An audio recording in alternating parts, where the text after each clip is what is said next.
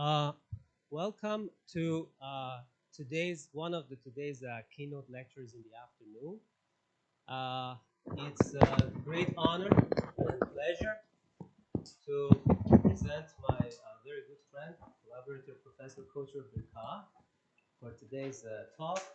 I think for mathematicians, for us, Caucher doesn't need introduction, but if you're coming from other fields, he's the winner of, sequentially speaking, Leverhulme Prize in 2010, Morse Prize in 2016, and the winner of Fields Medal in 2018. And Caucher is going to tell us today a beautiful story about geometry and integers. Please. Okay.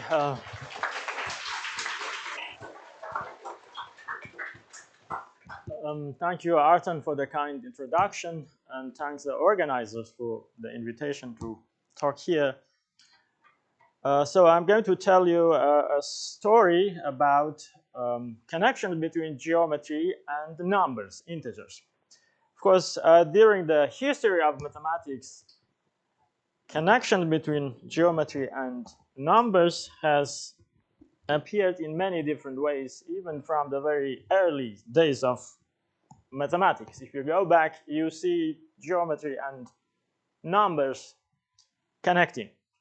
So there are countless ways that there are connections, but the one I'm going to talk about today is a very recent kind of very interesting connection between numbers on one hand, integers, and some, I think, fundamental results in geometry. Okay, so one of the messages that I would like to tell here is that you give me a bunch of numbers, integers, and I will give you some geometry. I'll generate some structures and equations, and then I'll connect it to geometry. So in reality, it was in the reverse direction. I started thinking about some geometric equations that didn't seem to have anything to do with numbers. But somehow, at the very end of the story, these integers appear, which is, I think, quite interesting. So it's, I think, very nice that the geometric equations and structures that appear, they basically only depend on this choice of the integers from the beginning. As I told you, there are many other ways geometry and numbers are connected, but often you have maybe a lot more initial data to get to the geometry. But here, actually, we start with really a very small, tiny amount of information, and then we go into geometry. So I'm going to go in the reverse direction, talk about numbers first, and later see how this is all connected with different type of geometry. So there are actually several layers of geometry involved. Okay, we start with the following space or set, if you like. I will talk about the rank 2 case. Later, I will talk about the higher dimension or higher ranks.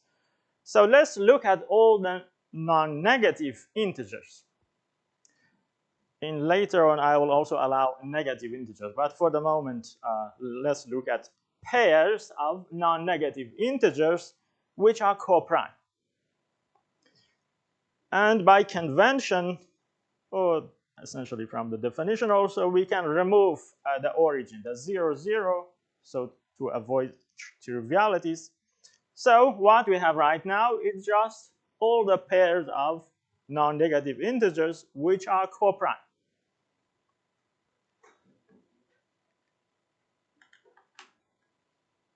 And then let's fix one of these pairs. Or if you like, we could start with fixing n1 and 2. These are two non-negative integers which are coprime to each other. And then in addition, we look at this space of all the pairs of coprime. But what we are fixing here is really only n1 and n2. The others are not fixed. And then we can associate a function to this pair n1 and 2.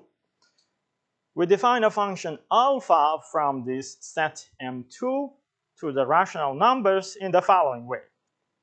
The definition happens to be not complicated, fortunately.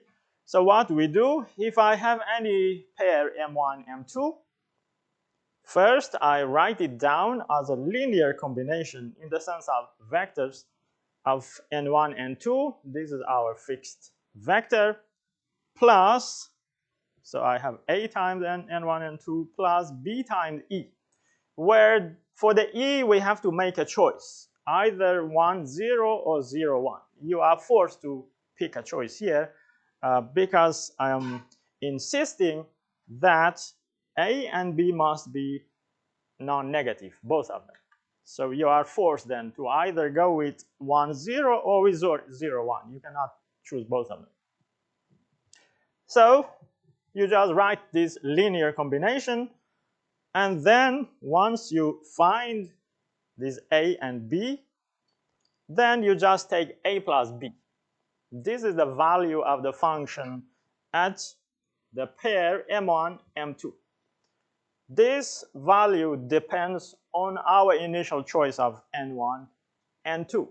It only actually depends only on n1 and n2, and nothing else really.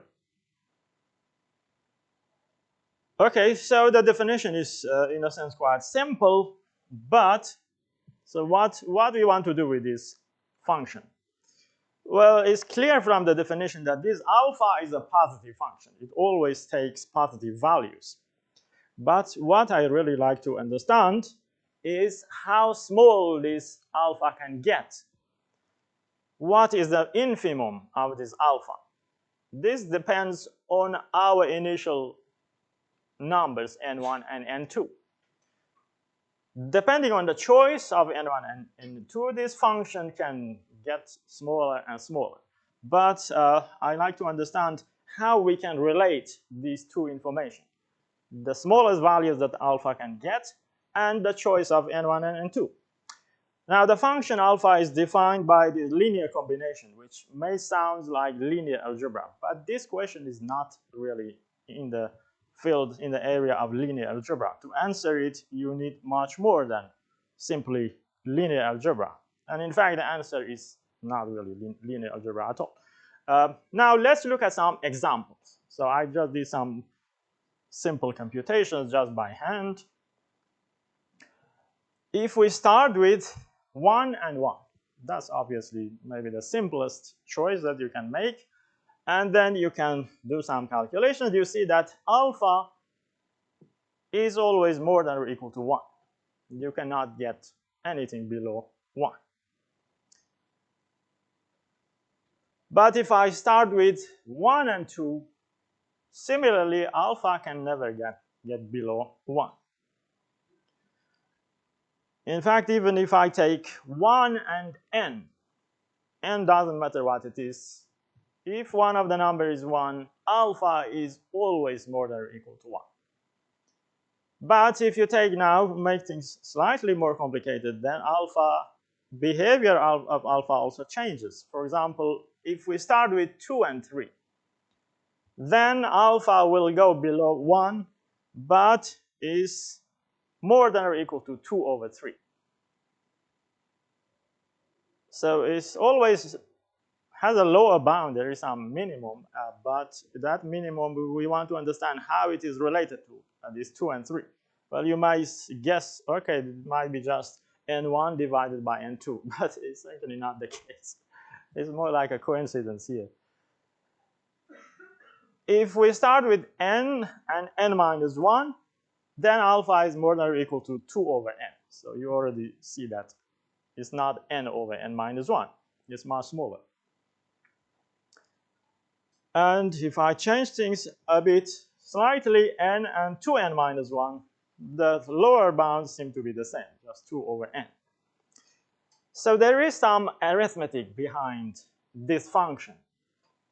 Even the numbers look quite different, but the infimum may be the same. So it's not so easy to guess from the choice of the numbers what that minimum should be, what the lower bound should be.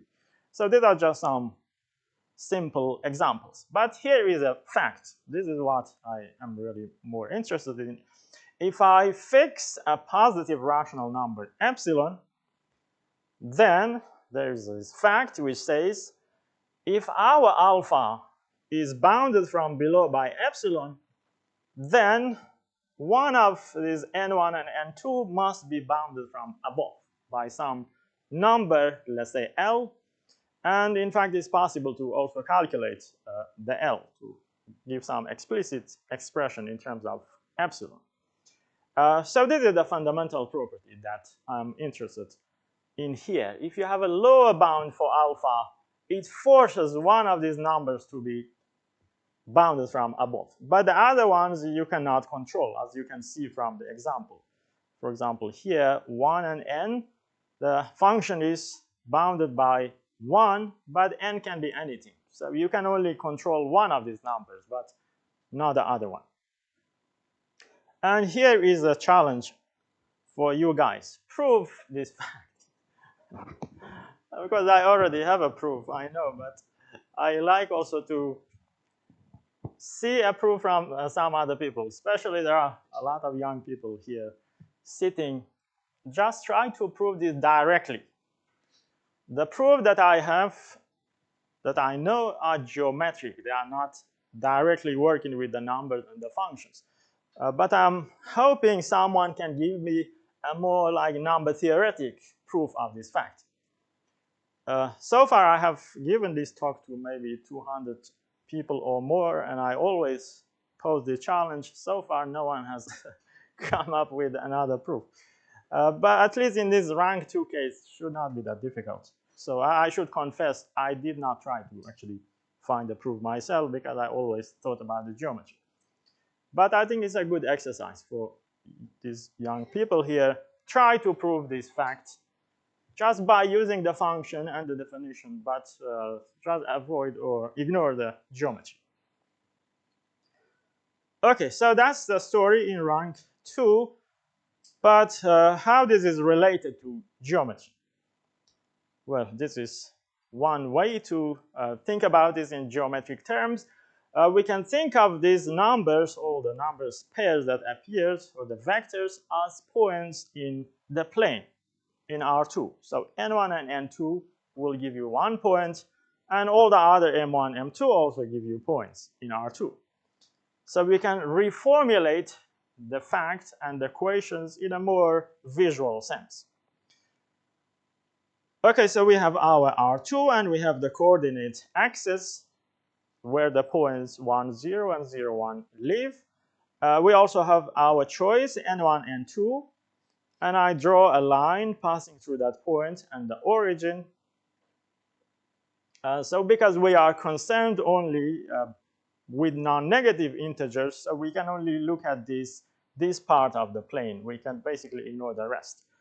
Okay, so what does it mean for alpha to be bounded from below by epsilon? Well, you can reinterpret that in terms of convex geometry. What you do here, look at the polytope generated by the following points. You have the origin 0, 0, epsilon and 0, which is on one of the axes, 0 epsilon is on our other axis, and epsilon n1, epsilon n2.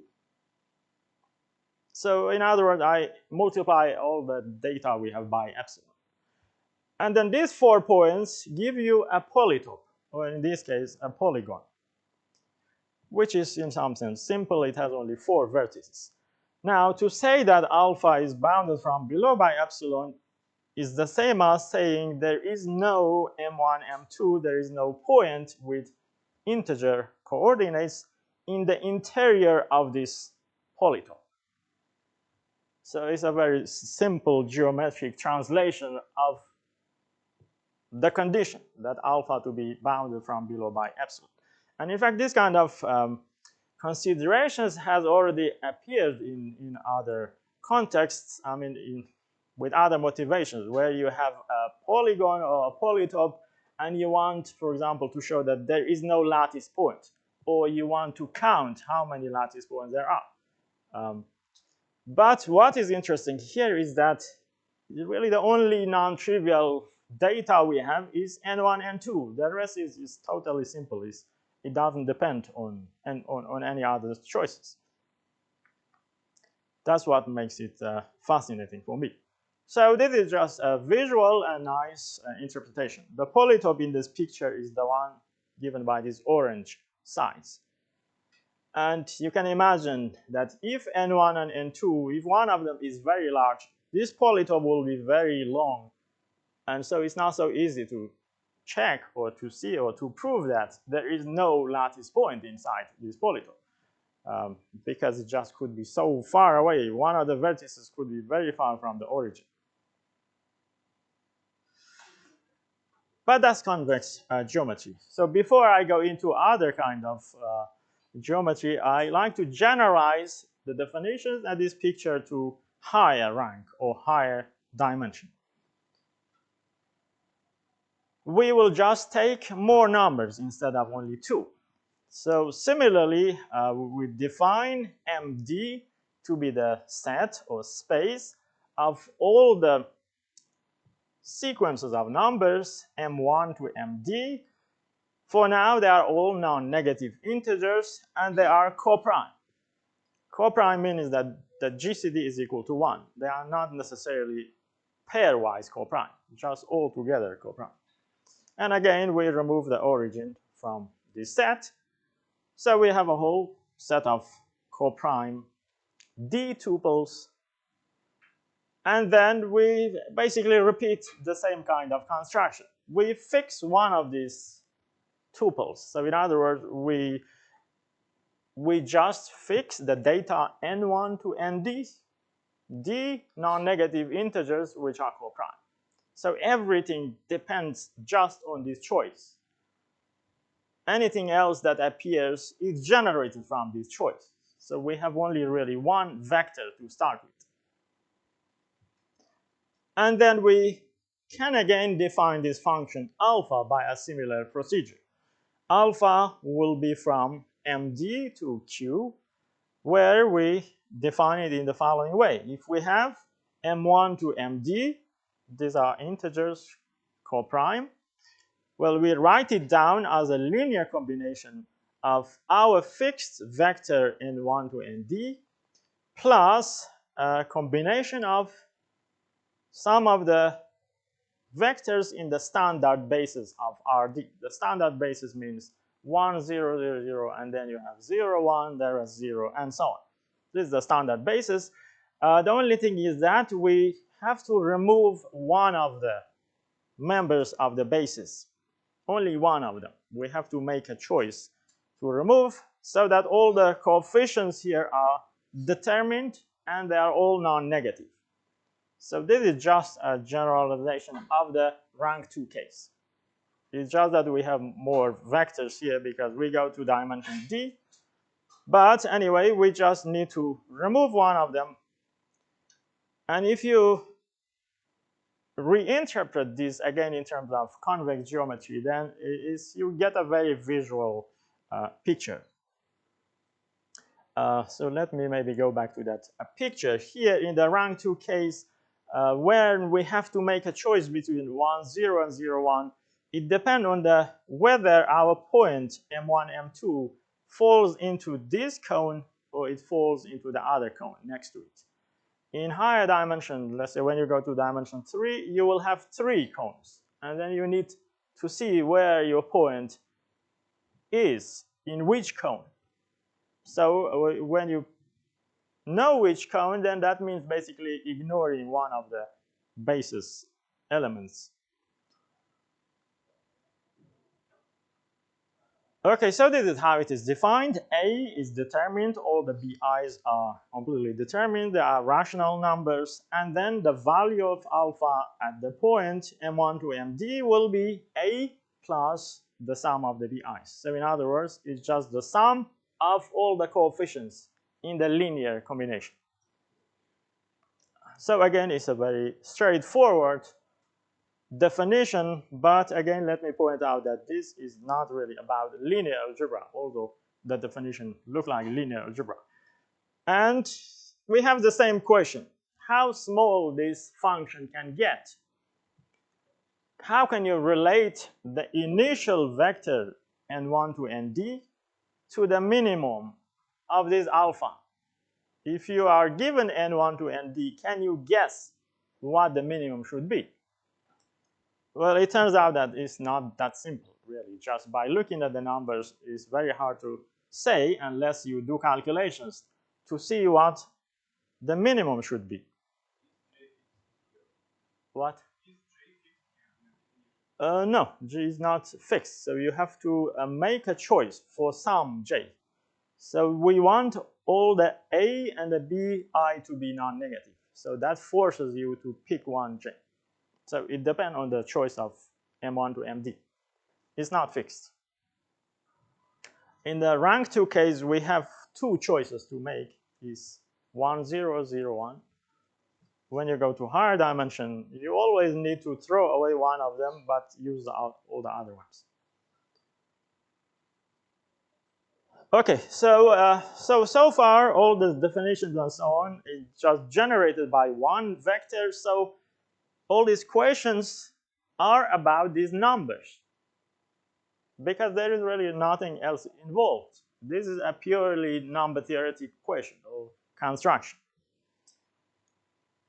Again, let's look at some examples.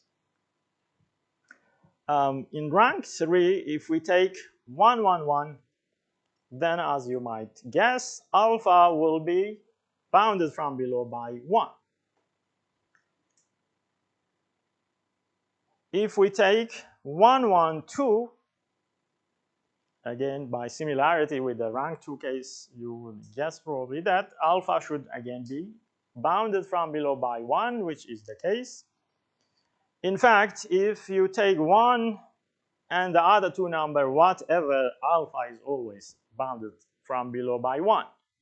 So somehow the fact that you pick one of these numbers to be 1, that's kind of tells you, at least gives you a lower bound for the alpha. But it's not that simple always. Now let's take slightly less trivial numbers. If I take 10, 11, and 19.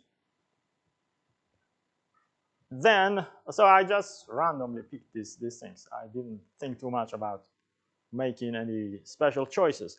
And then here you can do some calculations. You see that the value of alpha at 1, 1, 2 is 5 over 11. So that already is going below 1, which somehow reflects the fact that these numbers are not as simple as 1 and some other thing, because they're all of them kind of a bit larger than 1, so you expect the alpha to get more complicated and become more small. In fact, in general, one can show that alpha is always bounded from below by 1 over the minimum of n1 to nd. So this gives you a lower bound, but the problem is that there might be a big gap between this 1 over the minimum with the actual lower bound or the minimum of alpha. And here I just give you some examples to show this. In these two examples, these are rank 4. One of them we take the number 20, 57, 133, 210. So these numbers are all of them pretty large, more or less. And you would expect alpha to be maybe like 1 over 20 or something. But it is actually not the case. Alpha is bounded from below by 1. So that means that this can be very misleading just by looking at the numbers. It's not always so easy to guess what the lower bound should be. Similarly, in the next example, the numbers are relatively large, 32, 41, 71, 101, and alpha is still bounded from below by 1. And these numbers are just picked from a paper of Sankaran and Santos. I think they also picked it from some other people. So to find these numbers, some people, I don't remember who, they used computers to make some calculations, and they found these numbers. To show that you can have large numbers, but alpha to be still not very small. And that is the challenge, that to relate the actual minimum of alpha and somehow these numbers. So it's not so easy just to read it from the numbers, except something like this, that alpha is always bounded by 1 over the minimum. But that doesn't always help.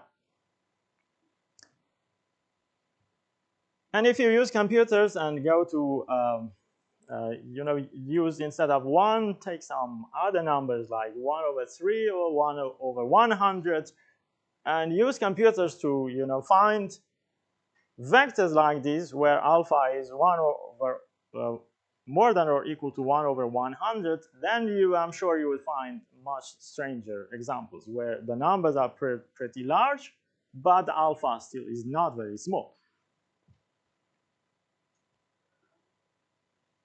And here is a general fact in every dimension similar to the one I stated for rank 2, which says if we fix epsilon positive rational number, then there is always some other number L, such that if alpha is bounded from below by epsilon, then the minimum of n1 to nd is bounded from above. So it's just a higher dimensional version of the same fact. So this, I conjectured this in a seminar in 2018 in London, where Sankara and a bunch of other people were in the audience, and then they started to think about it and they proved it, I think, the 1 year after.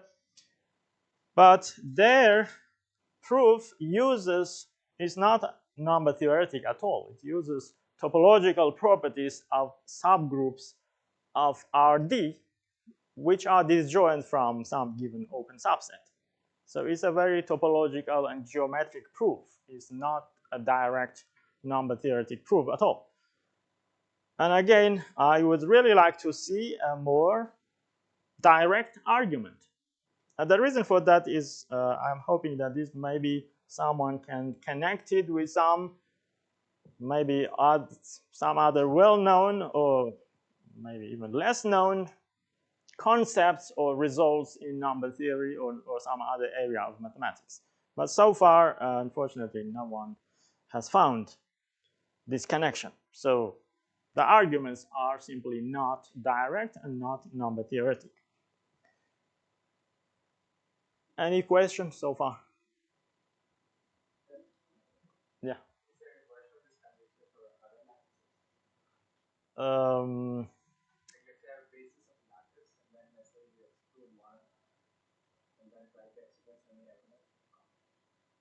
Yeah, probably, because later we will see more things. I think it will become more apparent. Because changing the lattice somehow, I mean, you could, it's more related to toric geometries. Let me come to that. It can be, depending on the choice of the number. I think you can make it as small as you like, but then you will have to choose larger and larger numbers.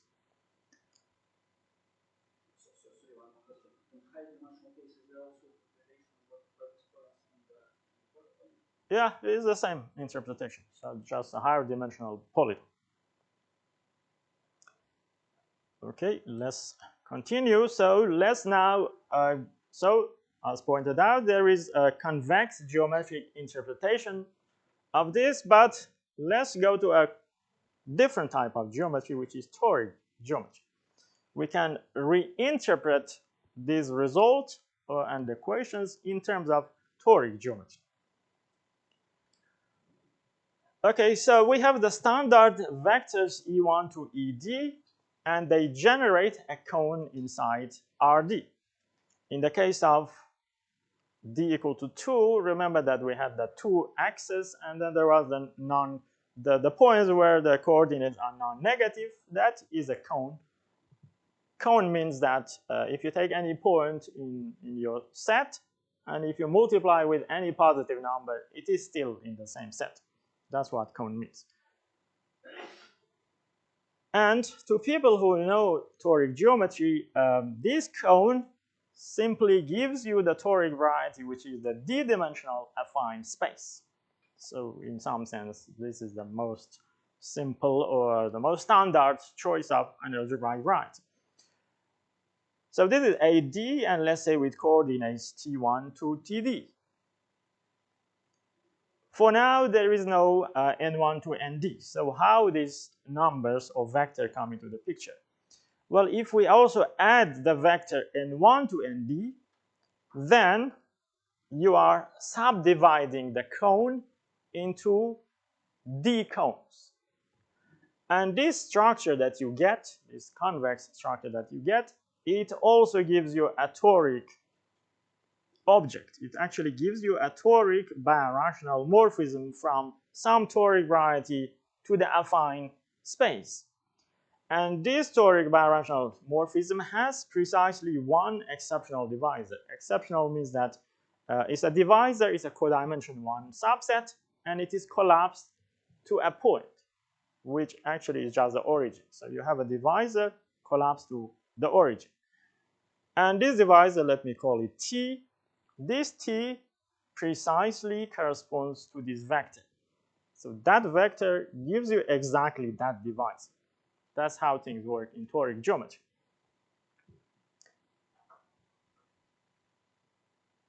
So starting with this initial vector N1 to ND, in the toric geometric sense, is like just saying that we have this birational morphism and it has this exceptional divisor given to the origin. Now, to say that alpha is bounded from below by epsilon, this is equivalent to a condition on the singularities of this algebraic variety X. It means that X has some kind of singularities, which we in birational geometry world, we call it epsilon LC or epsilon low-canonical. It's a precise measure of the singularities of this algebraic variety. You can actually define this. I will give you the definition for more or less all algebraic varieties, not just the toric one. But in the toric case, you can also do computations and so on. You can interpret it in terms of combinatorics or convex geometry. So to say that alpha is bounded by epsilon is really about the singularities of this toric variety X. So for example, for those of you who know a little bit more, if we take alpha to be 1, alpha more than or equal to 1 means that X has 1 LC singularities, which is the same as saying it has canonical singularities. And in the dimension 2 case, canonical also has another name, which is duoval singularities. Maybe more familiar to many more people. So in dimension 2, to say that alpha is bounded from below by 1 is exactly saying that X has duoval singularities, which are some kind of classical surface singularities. And now the theorem of the previous page basically says the following statement. It says, okay, you choose your vector N1 to ND, you have this toric picture associated to it. Now alpha more than or equal to epsilon, as I say, this means our singularities are epsilon LC. And then the theorem says that now if I pull back the hyperplanes, the coordinate hyperplanes on the affine space, if I pull back all of them one by one, then each one will also, the pullbacks contain this exceptional divisor T, but with some multiplicity. In fact, the multiplicity of pulling back the coordinate hyperplane at I, defined by Ti equal to 0, its multiplicity is precisely Ni. So all these numbers N1 to Nd, they are simply the multiplicities of the pullbacks of the hyperplane. They also have a geometric interpretation. And the statement says, if your singularities are epsilon LC, then one of these multiplicities cannot be too large. It has to be bounded from above, but the other ones, you have no control. It measures the log discrepancy, yes.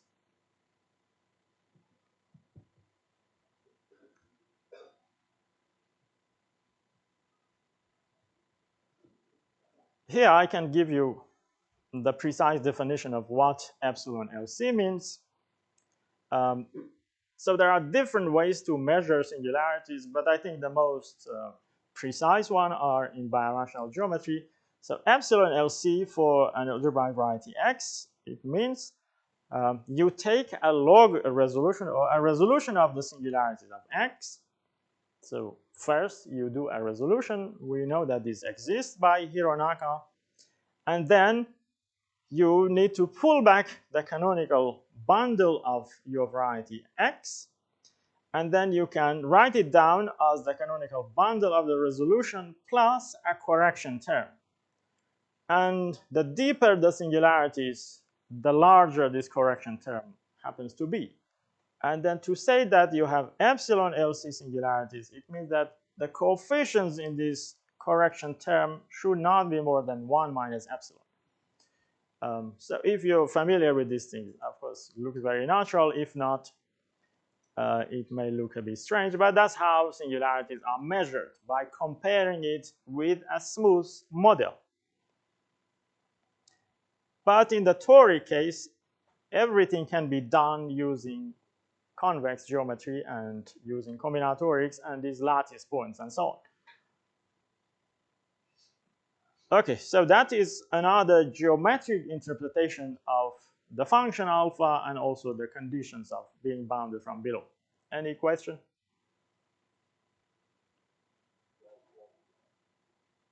Why?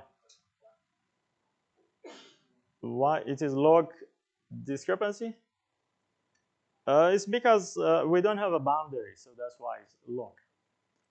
It's log. Alpha is always log. Even if you add a boundary, it still computes not the discrepancy, but the log. You have to add 1 to it. But we still call it log discrepancy. We add 1. That's what log means.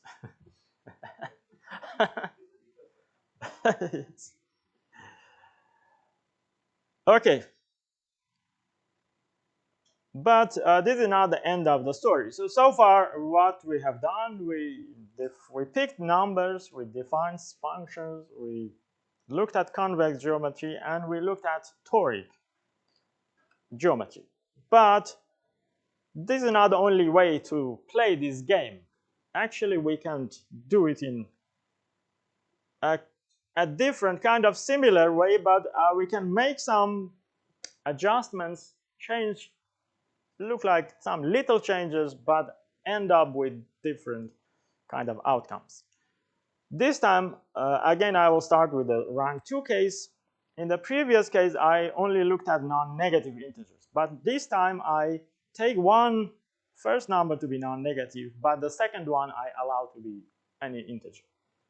So that is basically the difference, allowing one of the numbers, just take one non-negative, the other ones you don't care. But the same condition, that they are co-prime. And to distinguish between this case and the previous one, I just put a prime everywhere. Okay, so again, I take an initial vector n1 and 2 in this space, and then I define a function in a similar way, but there are just some subtle differences here. I define the function. This time, again, I write a linear combination with my fixed vector n1 and 2. And last time, we looked at 1, 0, 0, 1. But here, I take the second vector to be 0, 1 or 0, minus 1. So that's basically the main difference. And this somehow changes the behavior of the function alpha prime. But alpha prime is defined in the same way by taking the sum of these two coefficients. It might be more helpful that if I go to show you some pictures, so to see what is the main difference, but it's basically the same question. How small this alpha prime can be? Well, the thing is that even if you answer the first question, it probably tells you very little about this question. Even they look very similar, you need quite different arguments to prove the same type of statements. So let me show you quickly, I will put everything here. So these are just some examples. If you take 1, 1, alpha, well, this I should put prime here, it's a typo. Alpha prime bounded by 1, 1, 2 again, so it's kind of similar to the previous one, but here is already one big difference. Here, if I take n1, alpha prime will be bounded from below by 2 over n. But for the previous case, it would be 1 instead of 2 over n. So the behavior of these two functions are quite different, although they are defined in the same way. But the nice thing is that they satisfy the same type of statement, that if alpha prime is bounded from below by epsilon, then, in fact, this time we can even say better, then n1 has to be bounded. Last time it was minimum of n1 and 2. We could not quite see from the beginning which one, but this time it actually has to be n1. n2 doesn't matter what it is, n1 has to be bounded. And somehow this all has to do with the choice of the vectors to use 1, 0, 0, 1 or 0, 1, 0, minus 1. That's basically the main difference. And again, the same exercise, try to prove this fact directly by just working with the numbers and the function. And here is the convex geometric interpretation. It's just that this time the polytope that we have to look at is slightly different from the previous one. This time, our polytope actually is the triangle. It has it's generated by the vertices 0 epsilon, 0 minus epsilon, epsilon n1, epsilon n2, just as you see in this orange shape in the picture. Last time I was considering the vertical axis together with the horizontal one, but this time I'm taking only the vertical axis, but both positive and negative. So the shapes slightly change, and then this completely changes the behavior of the alpha prime, but it still satisfies the same kind of statement of being bounded, except that this time it's even more precise. The n1 has to be bounded. But to say alpha prime is bounded by epsilon is exactly the same condition, that there is no lattice point inside this orange shape.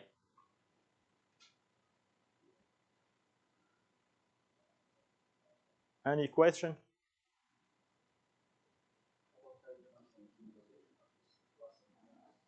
Yeah, so this actually comes next. You can look at it in any dimension, defined in the same way, so let me not spend too much time on the definitions.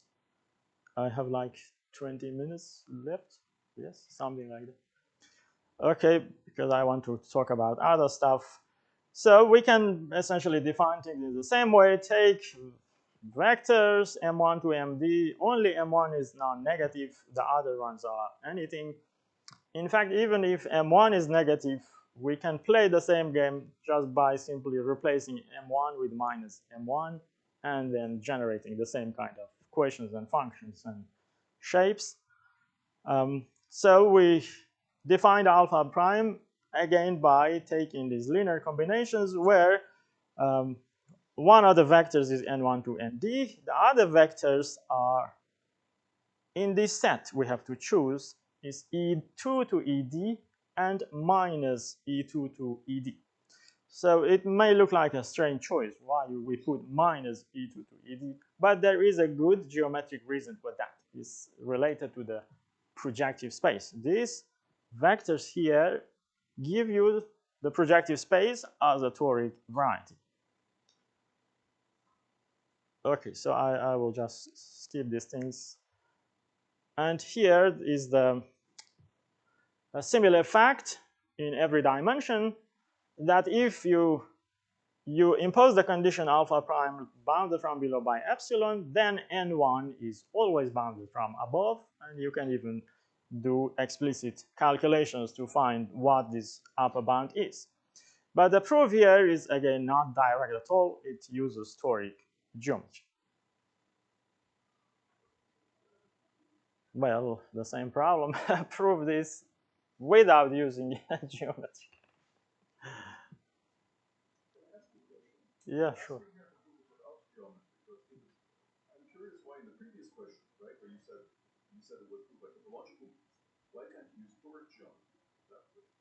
Actually, I have a toric geometry proof of the same as well. Yeah. Well, the behavior of the function is different. So let me see. At some point, I will come back to this and say a little bit. So it involves toric geometry, but it's the difference is very subtle.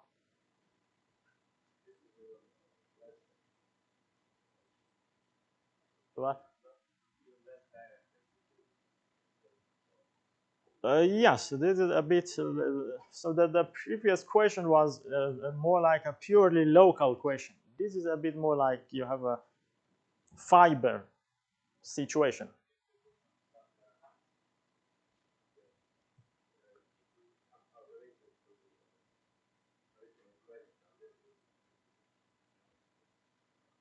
Yeah, this is more geometry. There's no topology basically. It really is a toric, is algebraic geometry essentially. So let me go. Here is the toric geometric interpretation of this alpha prime business. Here is that the vectors E2 to ED and the minus of their sum together with our initial choice N1 to ND, they generate a fan structure in RD, and this defines a toric morphism from some toric algebraic variety X to A1. In the previous case, we had AD.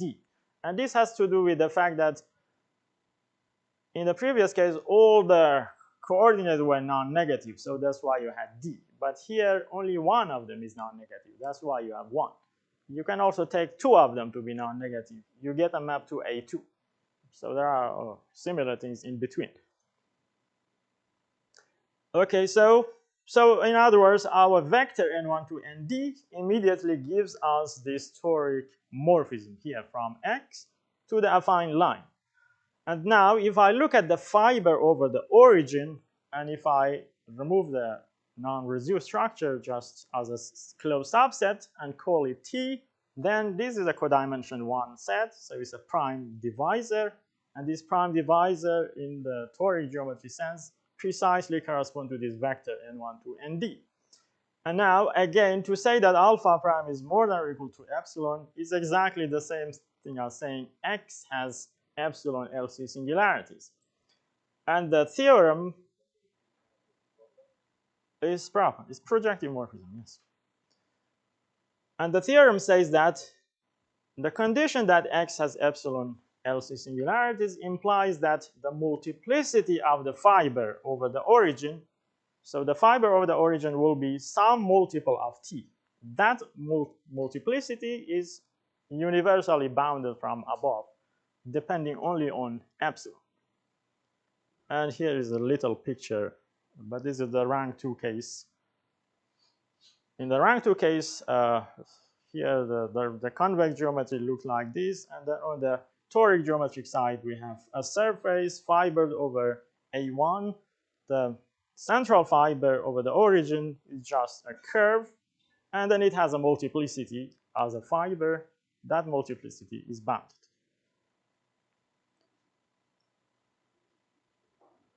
Okay, so, and then you might wonder, so why did I even think about these questions in the first place? What is the motivation? Well, the motivation, before I can even say what is the motivation, I was actually thinking about a much more general and much harder problem than the ones I have been talking about so far. But I didn't talk about it in public. I mean, many years ago, I only stated some special case of it as a conjecture, which was proved by Sankaran and Santos. But I was actually thinking about a much more general problem. And here is the problem. Fix epsilon, and then fix a vector N1 to ND in the prime world. This is more relevant to what I wanted to do. So we are taking 2 numbers, one number epsilon and a vector N1 to ND. Now the question is, what can you say if alpha prime is not bounded from below by epsilon? can you say anything? Is that the end of the story? So far, the main point was that if alpha prime is more than or equal to epsilon, then n1 should be bounded. But what if alpha prime is not bounded by epsilon? In the setting, I had this problem that I could not assume alpha prime is bounded, but I still had to prove something. So we don't assume that we have this lower bound, but we still have the same toric morphism. This toric morphism doesn't depend on the values of alpha prime. It just comes from the choice of n1 to nd. So I have this toric morphism to a1. Now the singularities of x may be too bad because I'm not assuming the function to be bounded from below, so I don't have epsilon LC condition anymore, so I cannot apply the results that I mentioned before. But, so here becomes more algebraic geometry, but I take a resolution of the singularities, and I have here a bunch of potential exceptional divisors, E1 to EP. Depending on how complicated N1 to ND is, you might have 2 divisors, you might have 1 million, you might have 1 trillion. So it just depends on the choice of N1 to ND. Yes? It's a projective space. So it's only along the special fiber that things happen. Generically, it's very simple.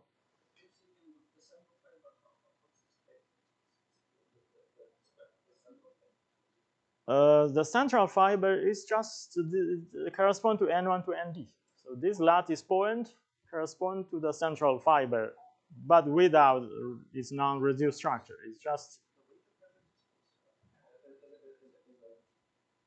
it's probably, yeah, I think it is. In the previous case also, it is weighted projective space.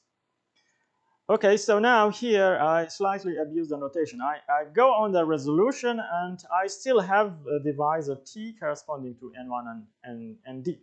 More precisely, this is the birational transform of that divisor.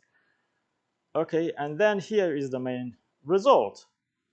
Even though we don't have the epsilon LC condition, but this is really what I wanted to prove. What I said before is just a very, very special case of this. So this statement says, well, we fix 2 numbers, epsilon and r.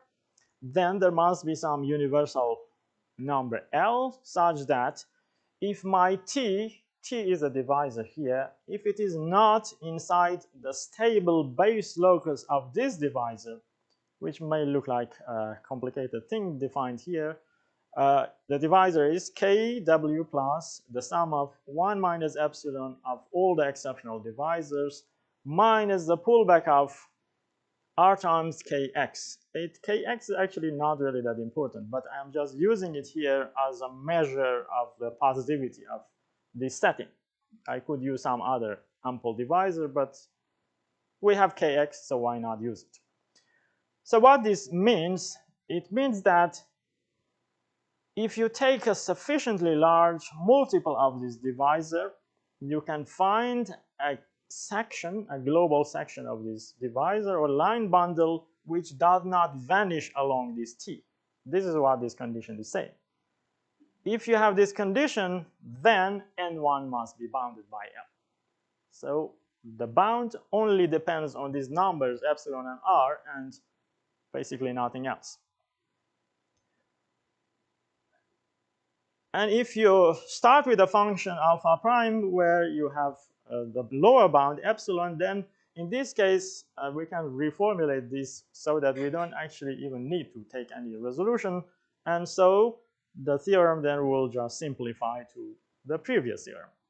But this version is infinitely many more harder than the previous case. In fact, I struggled with this for many years until finally it was proved last year.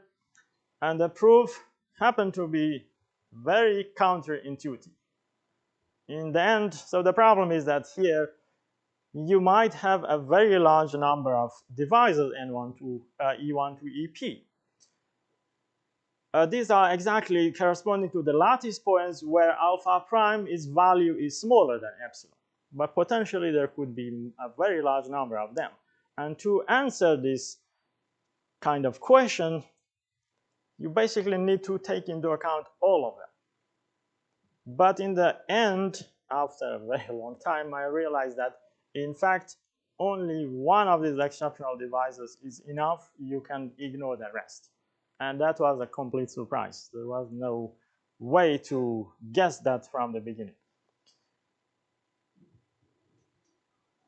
Okay, so we have just a few minutes, but then again you ask the same question, so why did I care about this question?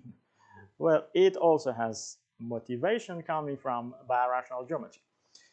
This theorem itself is the last step of the proof of the following result, which was conjectured by Shokurov and McKernan in different versions. I'm not stating the most general form, it's the easiest form that I could state, which basically says, so here there is nothing about toric geometry, about integers or anything. It's purely algebraic geometry.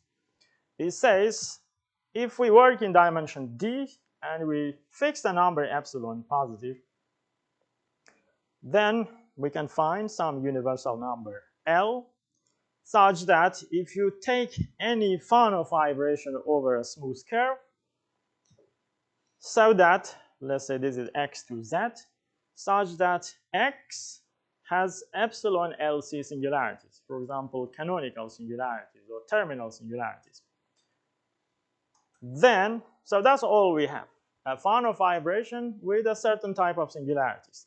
Then the multiplicity of the central fiber, or actually any fiber, is always universally bounded by this number L, which only depends on the dimension and the epsilon, and nothing else. So we don't see any toric geometry. Of course, the toric geometry, you can also specialize this to toric geometry, but there is no reason why this should be related. I mean, why this general, very general fact should have anything to do with the toric case. Well, it happens to be related to the toric case, but not from the beginning. It basically appears at the very end of the proof. And in fact, this is just a special case of a much more general statement about singularities on vibrations, and somehow understand the interplay between positivity and singularities on vibrations. In fact, it also has nothing to do with even Fano varieties. It's a very general statement. It can apply to, for example, Calabi-Yau vibrations, general type vibrations, and so on. It's not really about Fanos, but the interesting thing is that the proof of that more general fact also reduces to exactly this statement about Fanos. So somehow this Fano is very fundamental. And somehow the toric case is also essential to this Fano story. So in the, yes, well, that's the magic. I will show you a picture, so there is no time to go into any detail. So instead, let me, so here are a very, very rough plan of the proof of this statement about Fano vibrations. Instead of going into this, let me skip this page and go to this picture here, this diagram. So this is how the proof works. First, we have our Fano vibration x to z. This is what we start with. X to z, z is a smooth curve, Fano vibration, fixed dimension, epsilon LC singularities. That's it. We don't have any other condition. Okay, so what do we do to reduce to the toric problem? Well, in the first step, we use the so-called complement theory. Complement theory is about understanding anti-canonical or pluri-anti-canonical systems on Fano varieties. In other words, we need to understand the linear systems given by minus mk for all the possible m on our Fano vibration. That is called complement theory. And some years ago, in 2016, I proved a very general fact about complements, and then we apply this what we get is a divisor lambda, which in some sense it gives you a discrete structure on this Fano vibration. So complement theory gives you some kind of discrete structure. It's a divisor. And then in the next step, I apply the so-called BAB conjecture, which is not a conjecture anymore, about boundedness of families of Fano varieties. That's another result I proved also in 2016. That result implies that we have a birational model of our setting, I call it YD, where this is relatively bounded. Not globally, because we are working on non-compact varieties, but it means that all the fibers are bounded. However, singularities can be very, very bad, so you cannot really work on this itself, but the good thing is that relatively everything is bounded. And then, in the next step, so I'm already over time. How many minutes? One or two, okay. Okay, and then in the next step, I use a completely different tool. Here I use families of nodal curves developed by de Jong. He used it to prove a resolution of singularities, give a different proof, but here I use it to make this structure here toroidal. So toroidal means that locally it looks like toric, locally analytically look like toric, but it is not necessarily toric. Okay, but now I need to define another structure over this, because to translate the original problem into a problem about this toroidal model, you cannot really work on the model itself. You have to go on some higher birational model. So here is where things get very complicated, but it allows you some flexibility. And then I need to find a actual toric model together with a common étale neighborhood. And this is y double prime. Here we have a basically genuine toric geometry. And then we can translate things over the relative projective space together with a birational model on top of it. And then finally, we can also remove all the non-toric information and reduce it to a problem about this toric vibration. Here, x double prime to z prime. And this is precisely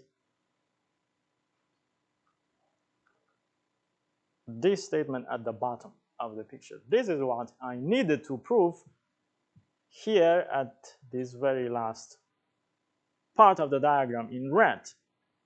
So going through all these steps and solving this toric problem then solves the original problem. Okay, you're right, z prime. Okay, I stop. Thank you. Yes, thanks, Caucher.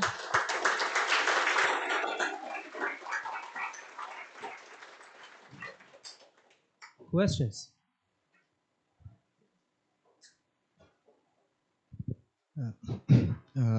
What is the conjectured lower bound on your alpha? Like you said 1 by n, so to speak, is the trivial bound, so to speak. And you said it's not always sharp. You have examples where okay. 1 by n I is not think always there sharp. is I'm not sure if there is a conjecture.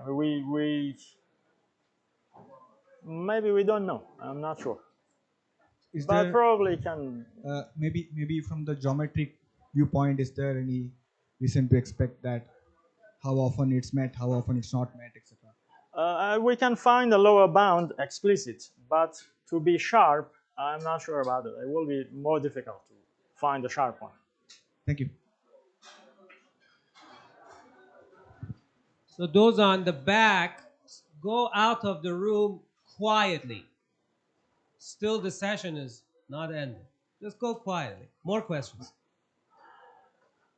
In the case of rank 2, this minimum of alpha is a function of primitive vector. Can it be perhaps expressed in terms of continued fraction of n1 over n2? I don't know, to be honest, because I didn't really try to do it myself. But it would be nice if someone verified that.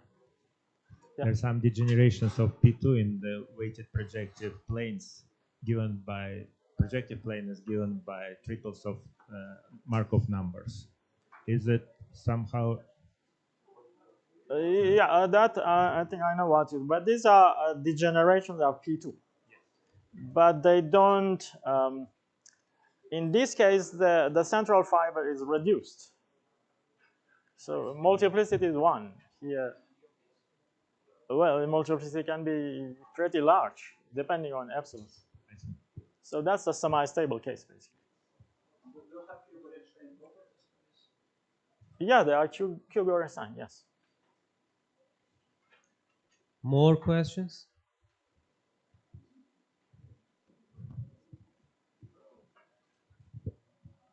So how about the situation of if you allow the number of non-negative integers sitting between 1 and d, larger than 1 and but smaller than d? So how about situation? That situation. To assume what? So you start from the space of m1, m2, md, right? Yes. So you allow the number. So you consider two cases. The one is you take the number of non-negative integers to be 1. All of them. Yeah. Another you take the non-negative integer to be d, right? Yes. But how about situation if you allow the number M1 of and M2 between yeah. 1 and d? There's the same statement will be true. So it will also lead to a vibration, maybe over some higher dimensional base. Yes, it will be over, like if you assume as like 3 of them to be non-negative, you get them up to A3. Okay. And the same statement is true. So in this case, you have to pull back the hyperplanes, the coordinate hyperplanes. Then one of them will have bounded multiplicity. So x double prime is not epsilon log canonical, but very bad singularity? It can be very bad. In the end, actually, I proved that it cannot be very bad. But when you get to this point, then you don't know. It is not too bad. But it's not epsilon LC. Okay, thank you. More questions? So can you, one quick thing, so that x prime over z prime is completely toric. It's actually formally toric, because z prime may not be toric. How does it? So it reduces to the toric, but how do you recover back the originals? Yeah, that's the role of this VBV and so on. These birational models. That's the birational. Yes. More questions? Okay. If not, let's thank Caucher again. Okay. Thank you.